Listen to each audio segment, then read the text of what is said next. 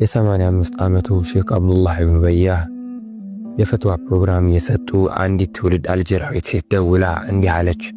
ሙስሊም ነኝ፣ ለጌታዬ ታዛዥ፣ ትውልዴም በሀገሬ አልጄሪያ ነው።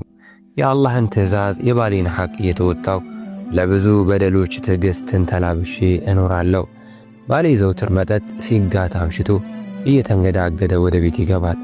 ትላንት በዛ ሁኔታ ላይ ሆኖ ሲመጣ ቁርአን እየቀራው ነበር።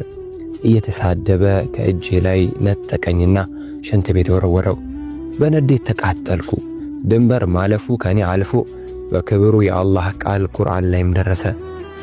እኔም ከዚህ በላይ መታገስ ከበደኝ። ፍቺ መጠየቅ እችላለሁ በማለት ጥያቄዋን ሰነዘረች። ስንት ልጆች አሉሽ ሲሉ ጠየኳት። 5 ወንዶች አሉኝ፣ ግና ልጆች ናቸው አለች።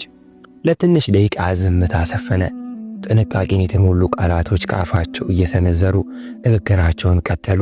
ፍቺ አትጠይቂ፣ ስሞታም ሳታቀርቢ ታግሰሽ ኑሪ። የሚመጣብሽን ችግር ተቋቁመሽ በስነ ምግባርሽ ባለሽን አትሚ። በመሃል ጣልቃ ገብታ ንግግራቸውን አቋረጠች። ግን እንዴት ከዚህ በላይ መታገስ ይቻለኛል እያለች ተንሰቅስቃ አነባች። ልጆችሽ የእሱን ባህሪ ከሚላበሱ በጀሃነም እሳት ከሚማገዱ ታገሰሽ እሱን መመለስ አይሻልም? ደሞስ በወንጀል ላይ ላለው ባልሽ ችግሩን የሚረዳ ካንቺ በላይ ማን አለው? ካንቺ በቀር ይህንን ተግባሩን ታግሶና ወንጀሉን ደብቆ ከሰጠመበት ማዕበል ሊያወጣው የሚጥር ማንም የለም። ብትፈቺው እየሰከሩ ቁርአንን ሽንት ቤት የሚጥሉ ልጆችን ያፈራል። እባክሽ ታገሺ፣ እዘኝለት። ፍቺ ጠይቀሽ ማምለጥ መፍትሄ አይደለም። ነገ ለልጆችሽ ድልድይ መሆኑን አውቀሽ ሌሊት ተነስተሽ አምርረሽ ዱዓ አድርጊለት። ቀናቶች ወራቶችን ወልደው ድፍን 1 ዓመት ተቆጠሩ።